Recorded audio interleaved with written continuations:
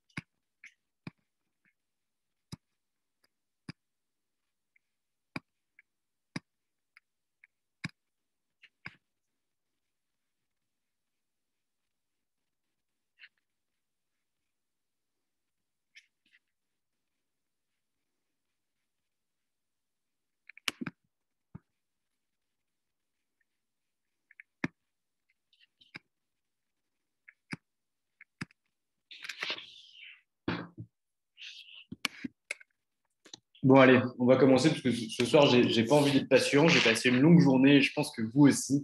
Donc, on va pouvoir discuter d'un sujet que je vous ai proposé et qui, j'espère, vous intéressera. Mais si vous êtes là, c'est que ça doit être un minimum le cas. Aujourd'hui, on va traiter de comment créer un podcast lorsqu'on est avocat ou lorsqu'on est un cabinet d'avocats. Alors moi, je vais commencer par me présenter. Pour ceux qui l'ont déjà entendu 22 fois, cette présentation, je tiens déjà à m'excuser. Donc, je m'appelle Valentin Tonti-Bernard. Je suis le cofondateur de la société Anomia que j'ai créée avec mon associé Jérôme Uturi.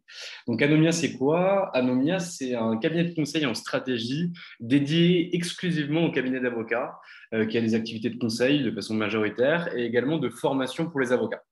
Mais aujourd'hui, pardon, on n'est pas là pour parler d'Anomia, on n'est pas là pour parler de nos services, on est là pour vous donner les moyens de pouvoir monter votre podcast. Mais surtout et avant toute chose, je vais vous le dire, c'est qu'on est là aussi pour réfléchir ensemble si le podcast est un bon levier pour vous en fonction de vos objectifs, en fonction de la typologie de votre clientèle et en fonction du contenu et de ce que vous voulez, du contenu que vous voulez diffuser et de ce que vous voulez retirer finalement de ce podcast. Alors, je mets un disclaimer à chaque fois. Je suis presque aveugle. Donc, vos questions au cours de la formation, je ne pourrai pas les lire. Je m'approcherai à la fin du webinaire pour que je puisse prendre vos questions, parce que je les prendrai. J'en ai reçu par mail, notamment d'Eric. Je ne sais pas si Eric est connecté, mais j'ai reçu des questions par mail de Eric, de Cancou. J'ai eu Davoud qui m'a posé aussi quelques questions qui sont présentes sur le webinaire et que j'ai vues en mettant mon écran en veille. Donc, je répondrai bien sûr à toutes les questions que vous avez eues sans difficulté. Je prendrai ça à la fin ou au cours des débats, au cours du monologue, pardon, si j'y pense. Mais en tout cas, donc l'objectif aujourd'hui, c'est vraiment de vous donner les moyens de créer votre podcast. Derrière, je vais vous donner 5 grands axes par lesquels on va passer, qui sont pour moi les plus importants pour permettre de créer un contenu de qualité, parce que le podcast est un contenu comme les articles, la vidéo, etc. C'est un contenu uniquement sonore. Jusque-là, je pense que j'apprends rien à personne, mais en tout cas, c'est important de le voir. Donc, on va travailler, ou plutôt, je vais vous parler de 5 étapes qui sont pour moi les plus importantes par rapport à un projet de podcast. Et après, la prochaine fois, je ferai ça sur Zoom, qu'on puisse ouvrir un peu les débats, là, parce que j'en ai marre de m'entendre parler tout seul. Mais voilà, les 5 étapes par lesquelles on va passer, je fais que des digressions, c'est un enfer. On va passer par 5 étapes. Donc, la première étape, ça va être vraiment, OK, quels sont mes objectifs et quelle est la cible que je veux toucher grâce à ce contenu? La seconde étape par laquelle on va passer, c'est OK, j'ai trouvé ma cible, je connais mes objectifs et j'ai envie de répondre à mes objectifs via cette cible. Maintenant, qu'est-ce que je mets en place en termes de contenu pour réussir à la toucher et la toucher de façon efficiente? La troisième étape, ça va être OK, je fais un podcast, très bien, excellente idée, mais qu'est-ce que j'en fais concrètement? À quoi ça va me servir? C'est-à-dire, quelles vont être, on va voir ce qu'on va prévoir comme action annexe au podcast qu'on va pouvoir utiliser pour servir autre chose que votre podcast. Parce que le podcast, en tant que tel, ce n'est pas une fin en soi. Il y a des objectifs qui sont différents, on en parlera tout à l'heure, mais le podcast n'est pas une fin en soi. La quatrième étape, c'est une des étapes les plus importantes et qui est faite par très peu de podcasteurs.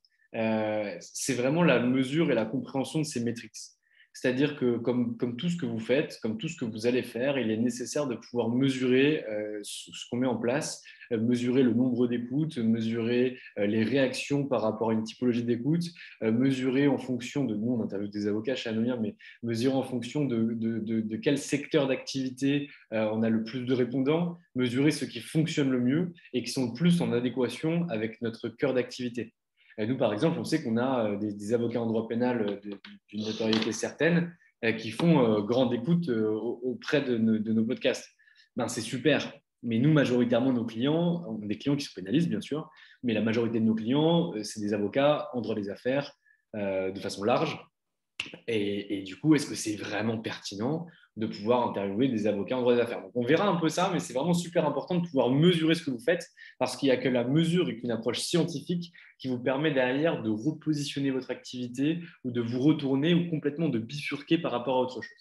Et enfin, la cinquième étape, on verra les leviers qui vous sont ouverts grâce au podcast. Donc, ça sera vraiment assez proche des objectifs, mais vous verrez qu'on a différentes portes qui vont pouvoir s'ouvrir en fonction de l'évolution en fait, de ce travail de contenu qui va être un travail important. Donc, si ça vous convient, de toute façon, vous ne pouvez pas me répondre, donc j'espère que ça vous convient. Sinon, vous avez la possibilité de déconnecter et de regarder les replays. En tout cas, je suis ravi que vous soyez là. Alors, comment créer son podcast lorsqu'on est un cabinet d'avocats? La première chose qu'on va faire déjà, si vous ne faites pas ça, c'est pas possible de pouvoir avancer. C'est-à-dire qu'au début, vous allez devoir vous interroger sur vos objectifs. Vos objectifs, c'est des objectifs qui sont à la base personnels et qui vont nécessairement évoluer avec le temps. Mais pour que la stratégie soit bonne et pour que vos podcasts aient du succès et en tout cas servent votre activité, il va falloir qu'on réponde à un objectif clair. Alors, je suis désolé, ce n'est pas de la mégalomanie, ce n'est pas de la prétention ou quoi que ce soit, mais je vais beaucoup utiliser l'exemple d'Anomia parce qu'en fait, c'est l'un des seuls que je connais. Je connais d'autres podcasts ou d'autres podcasteurs qui interviennent dans d'autres domaines d'activité. Et je connais aussi certains podcasteurs qui interviennent dans le domaine des cabinets d'avocats, notamment Laetitia et Lila Louise, mais je les connais de très très loin, ce qui fait qu'en fait, je ne peux pas vous donner une vision globale. Elles ont des très très beaux podcasts qui fonctionnent très très bien, mais moi, malheureusement, je n'ai pas accès à ces chiffres. Et d'ailleurs, il faudrait peut-être qu'on se contacte de façon plus importante pour en discuter. Mais donc, moi, l'objectif à la base, quand j'ai créé le podcast d'Anomia, c'était de pouvoir pénétrer le marché des avocats. C'est-à-dire que mon objectif, c'était de pouvoir connaître une typologie de clients que j'avais sélectionné comme étant des clients qui pouvaient être pour moi importants pour pouvoir évaluer la pertinence d'un marché et ce que j'allais pouvoir faire sur ce marché. J'ai choisi d'attaquer la cible des cabinets d'avocats. Mais quand on a 25 ans et qu'on sort d'études, je ne suis pas sûr. Alors peut-être que je me trompe et que je ne pense pas qu'il le verra, mais si Jean-Michel Darrois voit ça, Jean-Michel Darrois me dirait peut-être moi, mon gamin, tu es bien sympathique, mais j'ai autre chose à faire que de t'accorder 1 heure de mon temps. Parce que mon temps, c'est de l'argent, j'ai un cabinet à faire tourner, etc. Puis je te connais ni d'Ève ni d'Adam, donc pourquoi je te rencontrerai? En créant le podcast, mon objectif, c'était de dire, en fait, plutôt que de solliciter un rendez-vous auprès d'un avocat, en l'espèce, je prends l'exemple de Jean-Michel Darrois, je vais leur donner, entre guillemets, une carotte. C'est-à-dire que je me suis interrogé de façon extrêmement simpliste et extrêmement pragmatique en me disant, en fait, qu'est-ce qu'il faut que je fasse pour que des avocats acceptent de me rencontrer? Et plutôt que d'aller les voir en leur demandant un rendez-vous, je leur ai dit, écoutez, voilà, moi je monte un podcast humblement, ça s'appelle Anomia. L'objectif de ce podcast, c'est de mettre en avant des avocats pour qu'ils puissent parler de leur parcours, de leur réussite, de leurs échecs, de leurs succès, blablabla. Et grâce à ça, ça m'a permis de rencontrer des avocats. Donc ça, c'était la première étape de rencontre. Donc une fois que je fais ça, je me rends sur le lieu de rendez-vous et je rencontre l'avocat. Et là vient l'objectif important du podcast Anomia. C'est-à-dire que l'objectif, ce n'est pas le podcast en tant que tel. Ce n'est pas l'heure qu'on va vous mettre à écouter sur Apple, iTunes, etc. C'est vraiment les 30 minutes avant le podcast et les 30 minutes après qui se sont déjà terminées en 8 heures après. On est déjà resté 8 heures avec des avocats à discuter et à boire des bières quand c'était encore possible. Mais en fait, ce qui est vraiment important pour nous et l'objectif qu'on allait chercher, c'était de mieux découvrir le métier, mais pas sur la façade de ce qu'ils pouvaient dire, c'est-à-dire communiquer auprès de leurs collaborateurs, de leurs associés, etc., mais connaître les raisons profondes et les besoins profonds qu'ils avaient au sein de leur activité. Donc vraiment, c'était une customer interview, c'était pour connaître le marché et connaître les dessous de table du marché et du métier. Et donc ce podcast-là, à la base, il a été créé pour cette raison. Une fois qu'on a vu qu'il y avait un impact positif et qu'on pourrait faire quelque chose pour cette activité parce qu'on avait cerné une problématique qui était le manque de compétences business ou en tout cas les lacunes. Alors, je ne sais pas si je peux dire ça parce que la faculté a d'autres jobs que celle de former les avocats au business, mais en tout cas, le manque de compétences business qui était inculqué tout le long du parcours de l'avocat, qu'on s'est dit, OK, il y a sans doute quelque chose à faire. Et donc là, le podcast, si vous voulez, l'objectif a évolué. C'est-à-dire que le premier objectif, c'est un objectif de rencontre et de compréhension. Et le second objectif, c'est ce qu'on appelle un go-to-market. C'est-à-dire qu'on s'est rendu compte en diffusant ces podcasts qu'on était écouté. Moi, à la base, je ne pensais pas que le podcast Anomia allait être écouté. Si vous voulez, moi à la base, l'objectif, c'était vraiment de pouvoir rencontrer et découvrir des avocats. Et en fait, en se rendant compte que ce podcast-là était écouté, eh bien, on s'est dit, OK, ça va être un moyen pour nous, Anomia, de se faire connaître. Et lorsqu'on lancera un produit, on pourra utiliser ce qui a été notre go-to-market et notre source de notoriété pour la faire passer sur nos produits en interne. Et que finalement, les gens qui décident de creuser ou les avocats qui décident de creuser se rendent compte que derrière le podcast d'Anomia, il y avait quelque chose de beaucoup plus solide et de beaucoup plus profond. Donc ça, c'est vraiment les objectifs qu'on a pu avoir. Après, il y en a eu d'autres, il y a eu des objectifs qui sont nés après. Donc, premier objectif, compréhension. Deuxième objectif, go-to-market et pénétration du marché. Troisième objectif, c'est, comment dire, agglomération ou en tout cas prise de réseaux concentriques. Et je m'explique. Lorsqu'on fait un podcast chez Anomia, par exemple, on a interviewé Stéphane Baller, un ancien partenaire de chez EY. Lorsqu'on fait ce podcast-là, on le publie sur notre site internet et lui, derrière, va le diffuser sur ses réseaux sociaux. Et en fait, notre objectif au départ, c'était de pouvoir prendre des avocats qui ne se connaissaient absolument pas pour que d'autres de leurs confrères, consoeurs puissent écouter ce podcast et puissent en fait s'intéresser à Anomia. Et donc, on a fonctionné comme ça par cercle concentrique pour avoir un panel d'avocats qui soit différent et vraiment comprendre le marché, mais aussi pour avoir un conglomérat d'avocats qui viennent nous suivre et qui viennent d'horizons différentes. Alors, le webinaire de ce soir n'a pas pour objet de parler du podcast Anomia. Moi, je m'en fous, j'en parle tout le temps, j'en peux plus. L'objectif, c'est vraiment de pouvoir vous montrer par une illustration qui s'applique exactement au marché des avocats. C'est exactement la même chose. Je prendrai un exemple a posteriori sur un cabinet d'avocats, mais c'est exactement la même chose. C'est-à-dire que vous vous fixez des objectifs que vous théorisez peut-être après. Moi, la théorie que je vous donne là maintenant, ce n'est pas celle que j'avais en termes de ressenti lorsqu'on a monté le podcast. Je savais que c'était pour aller interviewer des avocats et connaître le marché. C'était la seule certitude que j'avais. Tout le reste, c'est parce que le podcast a évolué, a été écouté, a bien fonctionné. Si ça n'avait pas été le cas, je me serais arrêté à mon objectif de base qui m'allait très très bien, c'était de discuter avec des avocats et connaître leur métier. Basta. Mais si vous voulez, il faut que vous puissiez définir vos objectifs pour pouvoir avoir quelque chose de qualité. Moi, donc maintenant, on va commencer à parler des podcasts des avocats. Je ne vais citer aucun nom parce qu'on a des avocats clients à Anomia qui réalisent des podcasts et je veux blesser personne ou mettre personne en lumière. J'écoute beaucoup de podcasts avocats, mais je vais utiliser un terme qui est grossier, mais je ne comprends rien. Vraiment, je ne comprends rien. C'est-à-dire qu'ils me disent que l'objectif, c'est de pouvoir toucher une certaine typologie de clientèle, mais derrière, moi qui ai fait du droit des affaires, alors je ne suis pas aussi technicien que vous, je ne suis pas aussi fort que vous, etc., mais j'ai quand même 2-3 bases. Derrière, je ne comprenais pas comment déjà on pouvait rester attentif à autant de techniques en si peu de temps, comment quelqu'un qui était un homme du métier ou un opérationnel pourrait s'intéresser volontairement à ce podcast et comment derrière, ils allaient utiliser ce podcast comme levier.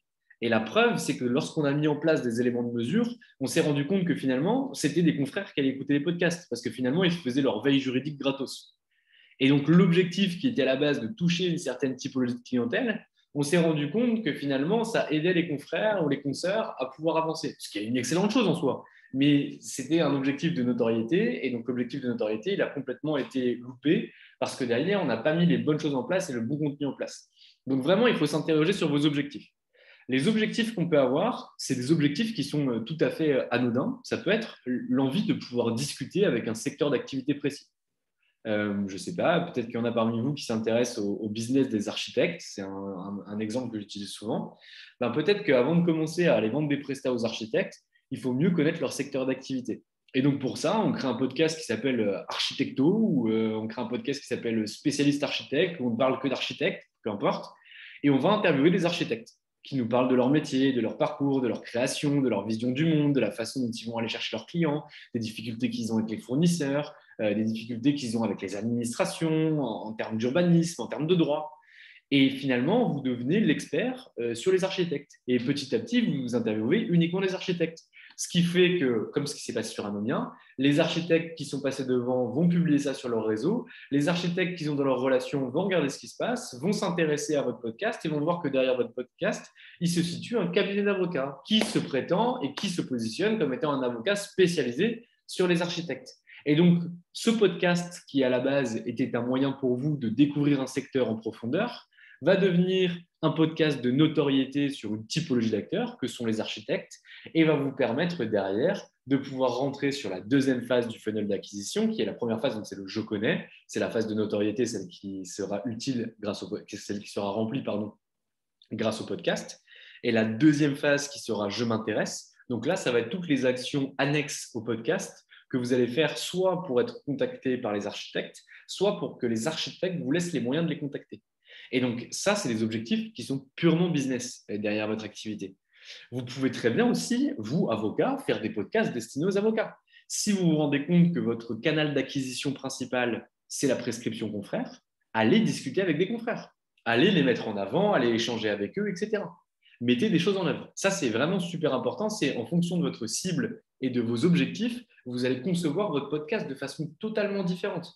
Mais on le verra juste après. Je vais arrêter sur les objectifs parce que je pense que je vous ai assez rabattu les oreilles par rapport à ça. J'espère que j'ai été assez clair et que j'ai plutôt bien illustré le propos.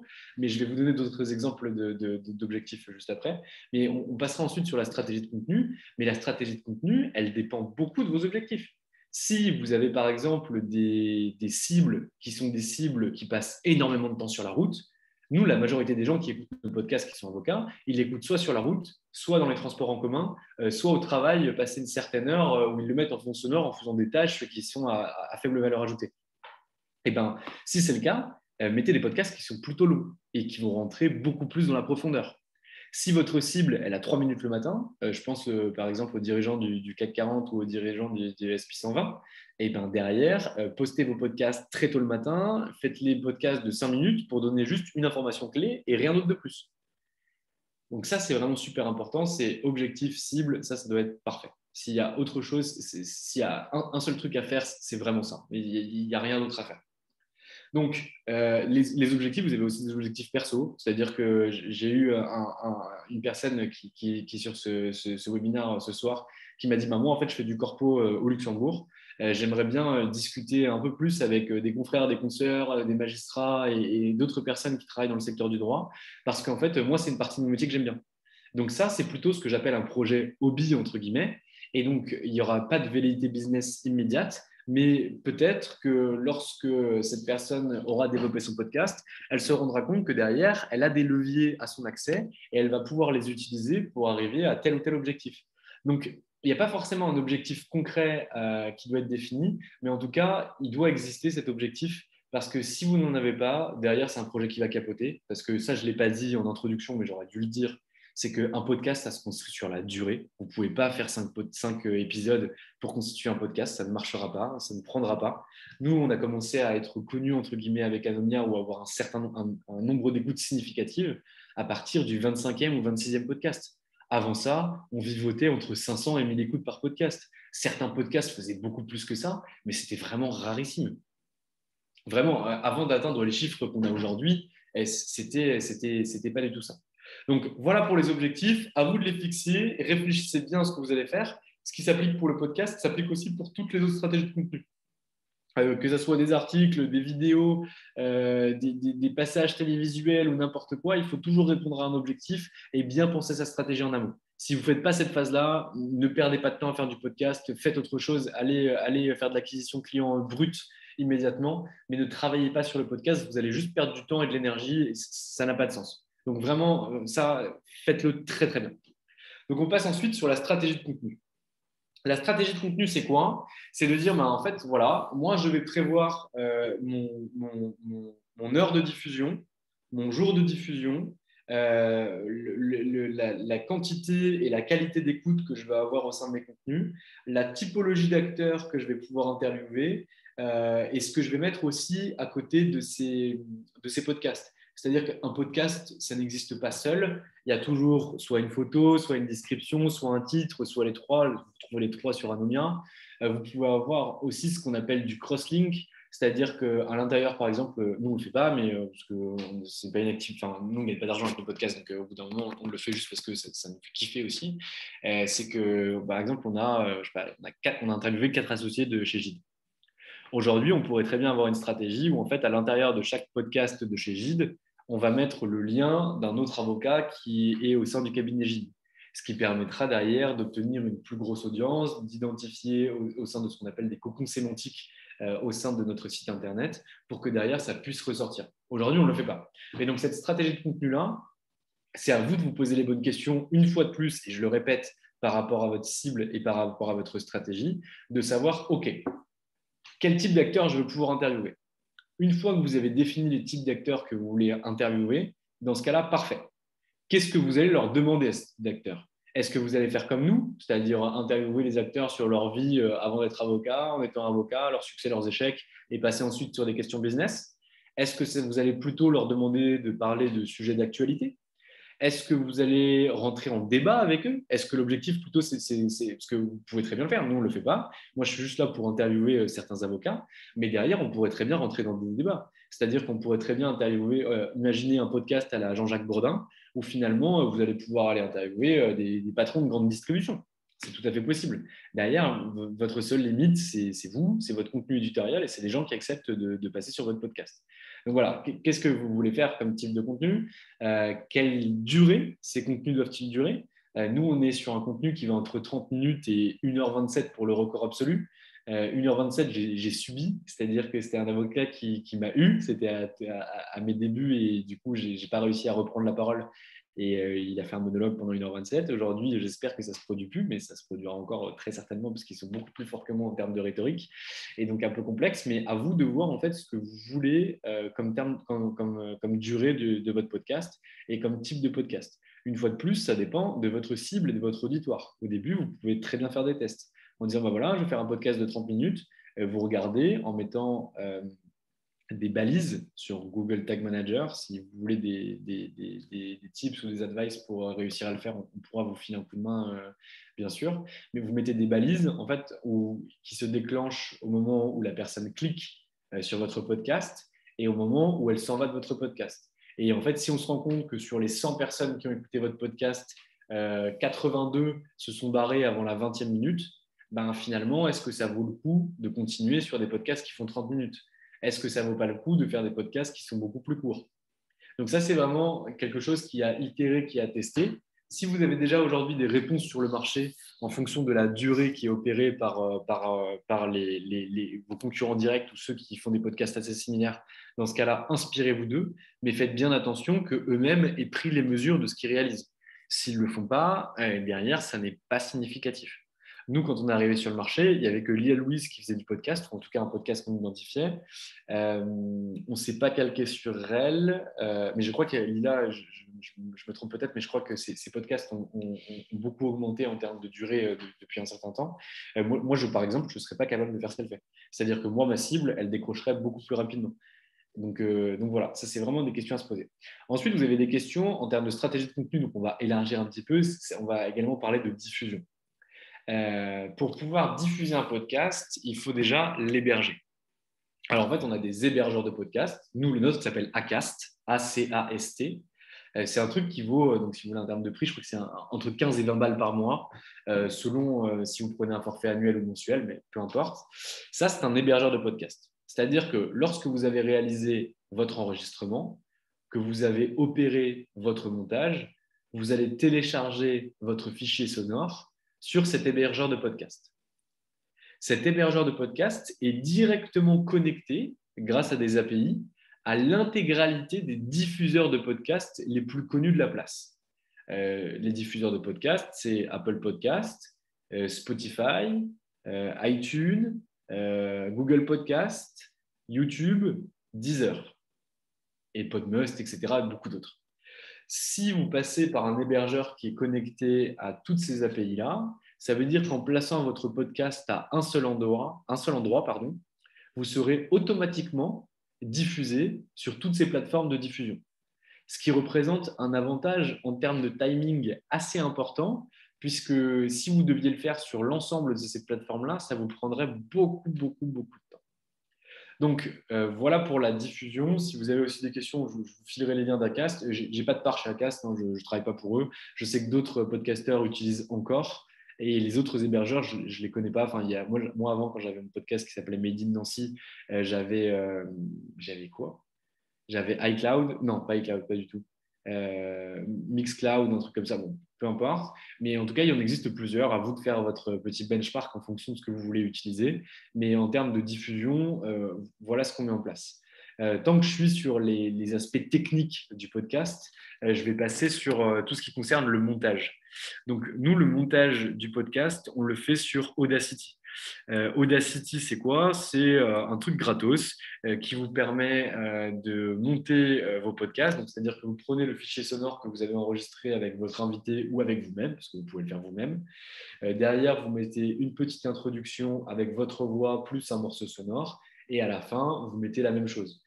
Moi, mon montage, c'est que je prends une interview brute d'un avocat et derrière, je mets une intro et une conclusion. Ça me prend au plus long, quand je foire mes trucs, ça me prend 30 minutes maximum. C'est très, très court. Vous avez des modèles que vous mettez en place. Ça va très, très vite. Donc, Audacity gratuit, Acast entre 15 et 20 euros par mois. Et ensuite, les moyens pour enregistrer un podcast.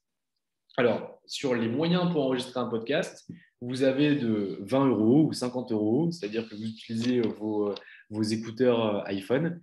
La qualité sonore n'est pas terrible et ça monte jusque 20 000 euros. 20 000 euros, c'est des studios de Radio France qui font aussi des podcasts de bien meilleure qualité que les miens, avec des interviews musicaux, avec des acteurs, avec des voix très travaillées, etc. Nous, dans un souci d'efficacité et de rapidité, d'agilité, donc on ne peut pas faire ce genre de choses. On ne gagne pas d'argent sur nos podcasts, ils sont gratuits, donc on ne peut pas se fonctionner comme ça. Nous, ce qu'on a, je ne les ai pas sous la main, sinon je vous les aurais bien montrés, c'est qu'on utilise des micro-cravates de la marque Rode. Donc Rode, c'est une marque sonore assez quali. J'en connais pas d'autres. Moi-même, un podcasteur me les avait conseillés au préalable. J'ai aucune compétence en son et en visuel. Je suis très très nul. Et du coup, ce sont des micro-cravates en fait que je branche sur mon téléphone. J'ai un espèce de petit capteur transmetteur qui me permet de brancher deux micros dessus. Et en fait, je mets un micro-cravate sur mon t-shirt ou ma chemise en fonction de comment je suis habillé. Mon invité fait la même chose de son côté. J'appuie sur une application qui s'appelle Rode Reporter, qui est fournie avec ces micros-là et qui permet derrière d'enregistrer. Donc, j'enregistre de A à Z et derrière, j'enlève le micro-cravate, je referme et basta, l'enregistrement est sur mon téléphone. Donc, c'est vraiment un jeu d'enfant. Vous avez un test à faire avant de commencer, bien sûr, mais c'est très, très simple d'utilisation. Je ne suis pas du tout un féru de technologie. Je ne suis pas du tout un nerd, c'est-à-dire que c'est vraiment très, très simple d'utilisation. Et donc ça, ces micro-cravates Rode pour iPhone, donc qui s'appelle double micro-cravate Rode pour iPhone. Je crois que la référence, c'est NZ96 ou NZ76, un truc comme ça. Enfin, vous regarderez, il y en a qu'un, je crois, de modèle.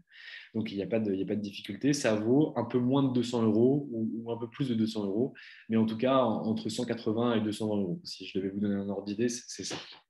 Donc, ça veut dire quoi? Ça veut dire que quand on prend tous les coûts mis en place, excepté le temps, on est sur un investissement pour un contenu qui est de l'ordre de 480 euros pour la première année et après uniquement 200 euros puisqu'on est sur le renouvellement de l'abonnement. pour Acast. Donc, si vous voulez, c'est quelque chose qui est très peu cher et qui peut avoir des résultats extrêmement intéressants. Nous, à Nomia, notre phénomène de notoriété a été fait là-dessus. C'est comme ça qu'on a réussi à fonctionner et à se développer.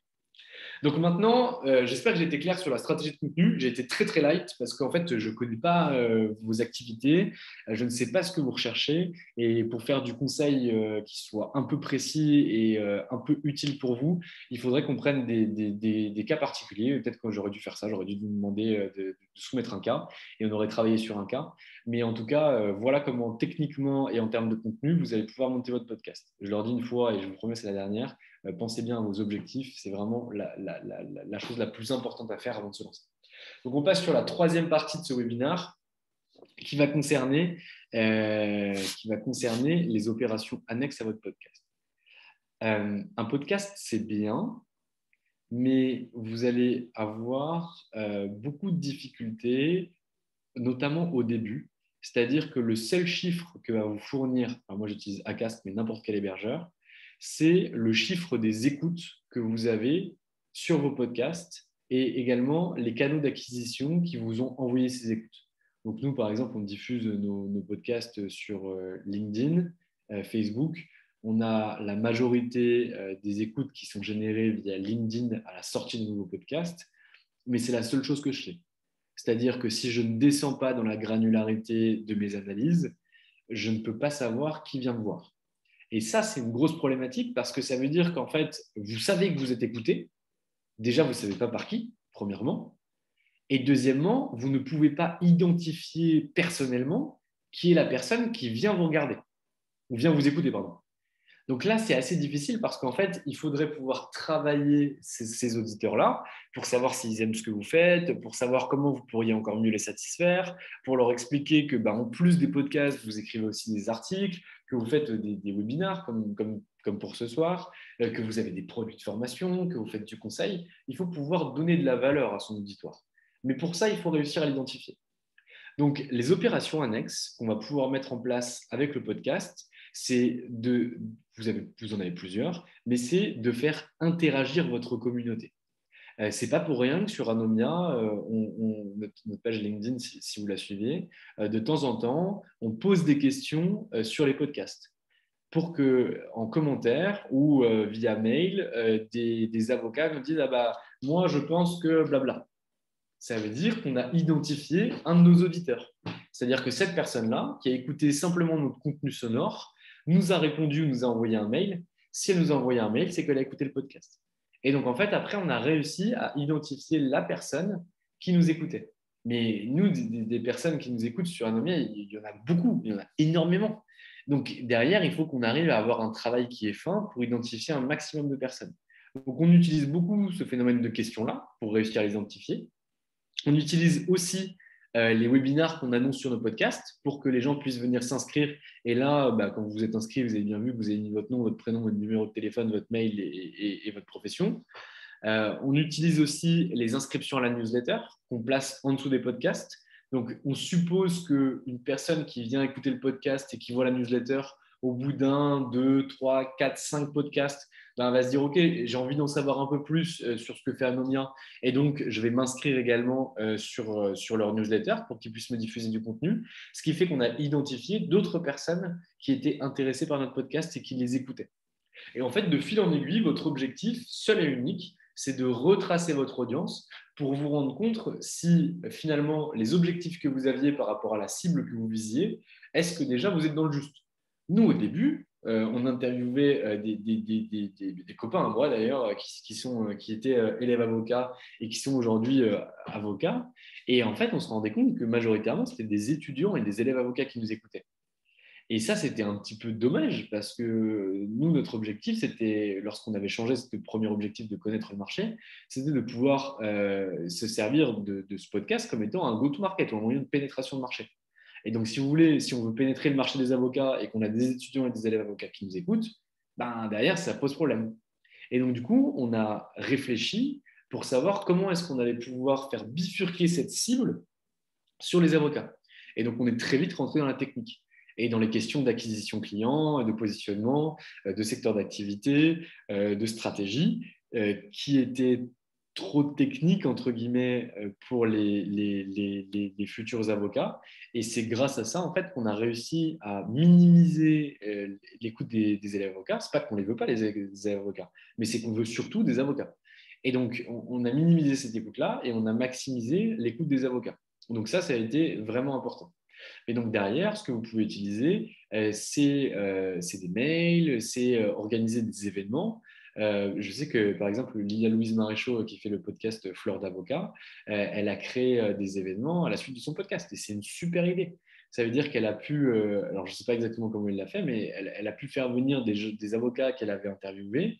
Elle a pu faire venir, je suppose, certaines personnes de sa communauté qui l'écoutaient de façon fréquente. Et grâce à ça, en fait, elle a réussi à faire matcher les mondes. Ce qui veut dire qu'elle a pu identifier qui était son audience et se servir du meilleur de son audience pour en faire quelque chose derrière. Donc ça, c'est vraiment important. C'est voyez le podcast comme étant un élément de votre stratégie globale, peut-être l'élément prépondérant, mais en tout cas un seul élément. Et derrière, voyez comment vous pouvez coller à vos objectifs, qui sont des objectifs stratégiques, des objectifs d'acquisition client, des objectifs de conversion, grâce à cette stratégie de contenu qui est une stratégie de contenu de notoriété. Donc ça, c'est vraiment super important. J'espère que je suis assez clair par rapport à ça. J'en parle tous les jours et là, je ne fais pas forcément d'efforts je ne fais pas forcément d'efforts, en tout cas, je ne rentre pas dans le cœur de ce que je devrais rentrer. Mais en tout cas, j'espère que je suis assez clair. Si ce n'est pas le cas, vous pouvez bien sûr nous envoyer des mails. Je répondrai à vos mails par rapport aux questions que vous avez, je vous le garantis. Donc, on passe sur la quatrième partie. La quatrième partie, c'est la mesure. Donc là, la mesure, extrêmement important. Donc, je vous ai dit que c'était important, le nombre d'écoutes, le temps d'écoute pour pouvoir derrière bifurquer, pouvoir repositionner votre podcast en cas de difficulté.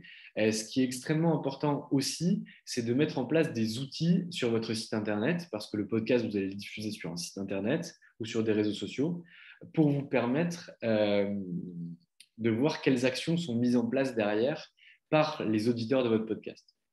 Si vous êtes un cabinet d'avocats, par définition, si vous utilisez votre podcast comme un moyen de notoriété et comme un moyen potentiel d'acquisition, mais acquisition a posteriori, c'est notoriété et derrière on mettra des actions en place pour aller sur l'acquisition. Le podcast n'est pas en tant que tel un moyen d'acquisition.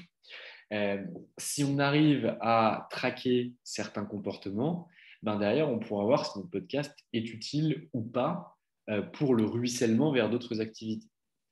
Par exemple, chez Anomia, on ne l'a pas fait dès le départ. C'est un truc qu'on a mis très longtemps à mettre en place parce qu'on avait une dette technique en interne et on ne savait pas le faire. On a un super stagiaire qui est arrivé et qui est ingénieur et qui nous a aidé justement à traquer ces comportements. C'est-à-dire qu'on s'est rendu compte qu'une grande partie des auditeurs de notre podcast écoutaient le podcast, mais n'en restaient pas là. Allaient aussi voir nos pages de produits. Ce qui signifie que ce moyen de notoriété est devenu un appât également pour nos produits de formation en interne. Ce qui veut dire qu'avec ça, on n'a pas simplement servi un objectif de pénétration marché, où on n'en est plus à ce niveau-là, on est vraiment sur un objectif de magnet, d'aimant, où en fait on arrive à faire venir des avocats sur notre site internet pour écouter un contenu qu'est notre podcast, mais en fait ils n'arrêtent pas là, c'est-à-dire qu'ils vont aussi voir ce que Anomia propose d'autre que le podcast. Et donc ça veut dire que finalement, notre stratégie fonctionne, ou en tout cas peut bien sûr être améliorée, peut être mise en avant, etc. Mais qu'en tout cas, on a un début de traction qui est opéré du podcast sur les autres activités de la société. Si vous ne mesurez pas ce genre de choses, vous ne pourrez pas savoir si, oui ou non, votre podcast a eu un impact sur la clientèle, a eu un impact sur les partenaires, a eu un impact sur les acteurs qui vous identifient comme étant un cabinet d'avocats de référence pour telle ou telle activité. Donc ça, c'est vraiment super important, surtout quand on fait du marketing et qu'on n'a pas un seul projet, de pouvoir vraiment mesurer chaque action.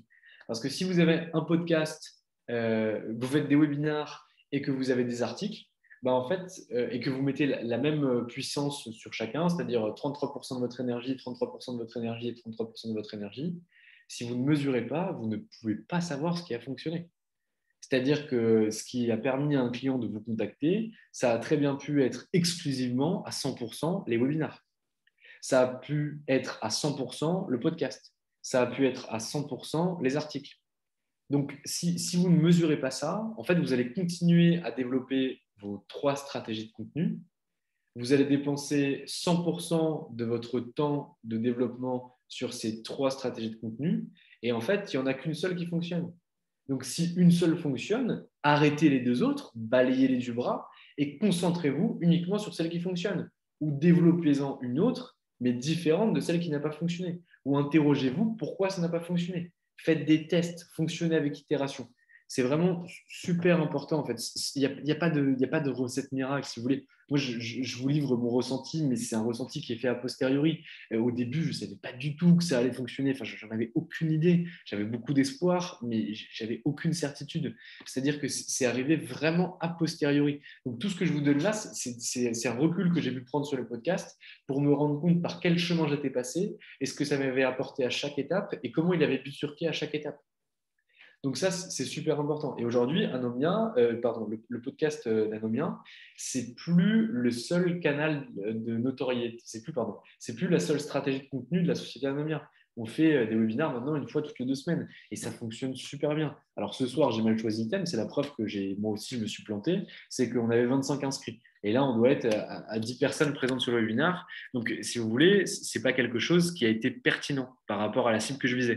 Donc, moi, je suis super content que vous soyez là et j'espère que vous prenez aussi un petit peu de valeur. Mais en tout cas, ça veut dire que je me suis planté sur mon message. Ça veut dire que je me suis dit, OK, les avocats nous suivent sur Anomia. J'entends beaucoup parler d'avocats en ce moment qui chercheraient à monter leur podcast. Je vais leur donner des clés ou en tout cas quelques petits tips et astuces pour vraiment bien penser leur podcast. Et en fait, la preuve, c'est que là, ce soir, je viens de vérifier, on est 11 et on avait 26 inscrits ou 25 inscrits. Ça veut dire que c'est des chiffres qui, pour nous, sont très, très faibles. En règle générale, on est à 150, 200 inscrits sur les podcasts, sur les webinars et on a entre 80 et 100 personnes qui sont présentes du début à la fin. Donc là, ça veut dire que ce soir, moi, je me suis planté sur mon thème. Et ça veut dire que là, ce soir, j'ai appris. Et demain, je ne ferai pas la même chose. Sur le prochain webinaire, je ne ferai pas la même chose. Alors après, à moi de m'interroger. Est-ce que c'est des problèmes, donc toujours en termes de mesure, là on parle toujours d'une approche scientifique en termes de mesure. Est-ce que c'est un problème de diffusion? Est-ce que c'est un problème d'image? Est-ce que c'est l'image que j'ai choisie qui n'était pas plaisante pour les avocats? Est-ce que c'est un problème de canal de diffusion? On l'a fait par mail, on l'a fait par LinkedIn, mais moins de fois que d'habitude. On l'a fait par Facebook. Est-ce que j'aurais peut-être dû envoyer ça à des cabinets directement pour pouvoir les solliciter par rapport à ce webinaire? Est-ce que c'est parce que les heures auxquelles j'ai diffusé, elles n'étaient pas bonnes? Est-ce que c'est parce qu'on est pendant la période de vacances scolaires? En fait, tout ça, si vous voulez, c'est des informations qu'il faut que vous gardiez en tête et qu'il faut que vous sortiez sur le graphique pour vous interroger. Et vraiment, la seule façon de pouvoir réussir dans une stratégie de contenu, là on va beaucoup plus loin que le podcast, c'est vraiment en y allant de façon itérative et en mesurant ce qu'on met en place. Sans mesure, et je suis bien placé pour le savoir, vous avancez à l'aveugle. C'est-à-dire que derrière, vous ne pouvez pas savoir ce qui ne fonctionne pas, ce qui va pas, et vous ne pouvez pas savoir ce qui vous rapporte du client et du business. Donc nécessairement, il faut avoir vraiment, vraiment, vraiment une mesure qui est mise en place. Et donc on va passer à la 5e partie, c'est quels sont les leviers que peuvent vous permettre d'atteindre le podcast. Eh bien, en fait, les leviers que ça vous permet d'atteindre, c'est que ça vous permet de rentrer à l'intérieur de réseaux. Je vais prendre une fois de plus, excusez-moi pour l'autocentrisme, le podcast d'Anomia. Moi, Anomia, quand j'ai lancé Anomia, j'étais solo, j'étais un gamin sorti du DJCE, d'HEC et de Polytechnique. J'avais beaucoup d'ambition, j'avais beaucoup d'envie. Je suis d'ailleurs toujours un gamin, mais maintenant, on a monté le podcast, donc je ne peux plus dire ça. Et je voulais rencontrer des avocats. Mais j'en connaissais un petit peu. Mes 2 parents sont avocats, mais à Nancy, donc très peu de réseaux dans le reste de la France. Et donc, c'était un peu difficile. Donc, ce que j'ai fait, c'est que j'ai pris mes petites mains et j'ai contacté des avocats. Aujourd'hui, ça ne se passe plus comme ça. C'est-à-dire que les gens qu'on interviewe sur Anomia, ce sont des gens qui nous sont recommandés par d'autres avocats. Soit des avocats qui sont passés dans le podcast, soit des avocats qui travaillent dans des cabinets qui recommandent leurs associés, un de leurs collaborateurs, ou on a même des stagiaires qui nous recommandent leurs associés. Bon, ça, on se demande si ce n'est pas l'associé qui a demandé aux stagiaires de nous contacter, mais peu importe. Les moyens d'acquisition ont changé. Le fait d'avoir fait ces podcasts, d'avoir réuni un certain nombre d'avocats sur le podcast, nous permet aussi de pouvoir activer certaines personnes. C'est-à-dire que quand j'ai besoin, je sais pas, de quelque chose, d'un conseil particulier ou de pouvoir rencontrer telle ou telle personne. Je peux appeler Jean Veil, je peux appeler Jean-Michel, je peux appeler d'autres différentes personnes qui font partie maintenant de ce réseau d'Anomia. C'est des gens qu'on a rencontrés, avec qui on a tissé des liens, on a créé un climat de confiance et on leur a apporté de la valeur par rapport à notre activité. Donc, ça vous permet vraiment de pouvoir pénétrer des réseaux en n'y allant pas de façon commerciale. C'est-à-dire que vous allez proposer un truc cool à la personne. Elle va pouvoir parler d'elle ou parler d'un sujet et c'est vous qui lui proposez de le faire. Et donc, grâce à ça, en fait, elle va vous être redevable, et je mets des gros guillemets par rapport à ça, parce qu'elle ne se sentira pas redevable, mais en tout cas, elle va se sentir valorisée. Et c'est très important de pouvoir commencer des relations sur ce climat-là, parce que derrière, vous allez vous rapprocher pardon, vous allez vous rapprocher des gens que vous interviewez, et vous allez pouvoir créer un climat de confiance et possiblement des liens d'amitié. Et des liens d'amitié ou des liens de business qui vont être extrêmement importants pour vous. Donc le podcast vraiment permet, si vous le faites bien et si vous y mettez du cœur, parce qu'on y met du cœur, moi je vous présente ça de façon extrêmement froide, entre guillemets, en vous parlant de business, en vous parlant de moyens d'acquisition client, etc. Une fois de plus, je l'ai théorisé a posteriori. Moi, c'est parce que j'aime bien les gens. Et pour moi, la discussion avec des professionnels, ça a toujours été un moyen d'avancer et de comprendre réellement quels étaient leurs métiers. Alors bien sûr, on travaille sur des chiffres, etc. Mais vraiment, le contact humain, c'est toujours ça qui a été très très fort dans mon éducation et dans mon apprentissage. Donc, ça vous permet déjà d'ouvrir des réseaux. Ça vous permet aussi derrière de pouvoir être invité à certains événements. C'est-à-dire que moi, mon mentor, qui est Jacob Abou, m'a toujours dit monte un journal, le journal c'est topissime. J'ai jamais compris pourquoi un journal c'est topissime, jusqu'à il y a peu de temps. Et en fait, un journal c'est topissime parce que quand vous avez un journal, bah, en fait, vous êtes une source d'information pour vos lecteurs, mais vous êtes également un réceptacle d'information qui vous est envoyé du lecteur vers le journal. Première chose. Donc, vous avez des informations privilégiées sur tout le marché. Deuxième chose, c'est que vous êtes invité aux événements et vous êtes identifié comme étant un acteur fort du secteur parce que vous allez publier de la littérature sur le secteur d'activité, etc. Moi, j'adorerais avoir la mine d'informations que doit avoir des sites juridiques, le monde du droit ou d'autres journaux de la sorte. Et ils ont des informations extrêmement privilégiées sur le marché. Ce que nous, on est en train d'avoir, alors bien sûr à notre toute petite échelle avec Anomia, mais on a aussi des informations privilégiées parce qu'on discute avec beaucoup d'avocats qui passent sur notre podcast ou en tout cas qu'on arrive à rencontrer grâce au podcast, qui nous donne une mine d'or d'informations. On pourrait très bientôt créer Radio Baron, très honnêtement. Donc, il faut voir vraiment comment vous allez pouvoir l'utiliser, ce podcast. Il faut voir quelle stratégie de contenu vous allez pouvoir développer. Une fois de plus, quels sont vos objectifs, quelles sont les actions annexes que vous allez pouvoir mettre en place, comment mesurer ces podcasts et voir ce qui fonctionne. Et enfin, quel levier vous allez utiliser. Est-ce que vous allez en utiliser tout simplement? Est-ce que vous allez derrière créer des événements, faire des choses comme ça? Il faut toujours penser au suivant et ça, c'est super important. Alors, j'ai fini de parler. J'ai beaucoup parlé ce soir et j'en peux plus de parler tout seul. C'est horrible. Du coup, je vais prendre vos questions. Si vous n'en avez pas, j'espère que le webinaire vous a été utile, que j'ai répondu à des questions que vous vous posiez et que ça vous donnera de la valeur. Si vous avez envie de vous lancer, lancez-vous. Je vous filerai un petit coup de main si je peux regarder sur soit le technique, soit d'ailleurs sur votre stratégie si vous voulez nous la soumettre pour qu'on passe un petit œil, bien sûr gratuitement, hein, pour qu'on passe un petit œil dessus. Si vous avez des questions, vous n'hésitez surtout pas. Nous, on est là aussi pour y répondre. Je sais que Kankou, qui est là sur le podcast, alors je suis désolé Kankou, j'ai pas pu te prendre au téléphone, mais en tout cas, quelqu'un de notre équipe a pu te prendre. Donc, n'hésitez surtout pas à poser vos questions et revenir vers nous a posteriori si vous n'en avez pas aujourd'hui. En tout cas, c'était un grand plaisir de pouvoir vous parler de sujets que j'aime beaucoup. Et voilà. Alors, je vais m'approcher, comme je vous l'avais dit, pour voir s'il y a des questions. Ok, très clair. Alors, Marie Léka, et même si nous n'étions que 11 en ce qui me concerne, votre exposé a été très utile. Mais je vous remercie, ça fait plaisir. Je suis content que ça vous ait plu.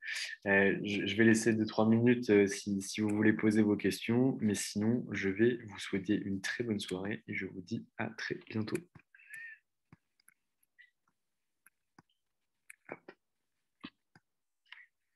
Eh bien, écoutez, je ne vois pas de questions. Si certains d'entre vous ont des questions... c'était très merci, Concours. Si quelqu'un a des questions a posteriori, je vais laisser notre adresse mail avec grand plaisir. Avec grand plaisir, Daoud. Je laisse notre adresse mail à l'intérieur du chat pour que vous puissiez nous poser vos questions si vous voulez le faire par mail. Sinon, vous pouvez nous suivre sur LinkedIn ou sur différents réseaux. Ça sera avec grand plaisir. Mais écoutez, je vous souhaite à tous une très bonne soirée, alors j'allais dire une bonne fin de semaine, mais un bon milieu de semaine. Et je vous dis à tous à très vite sur les prochains webinars d'Anomia.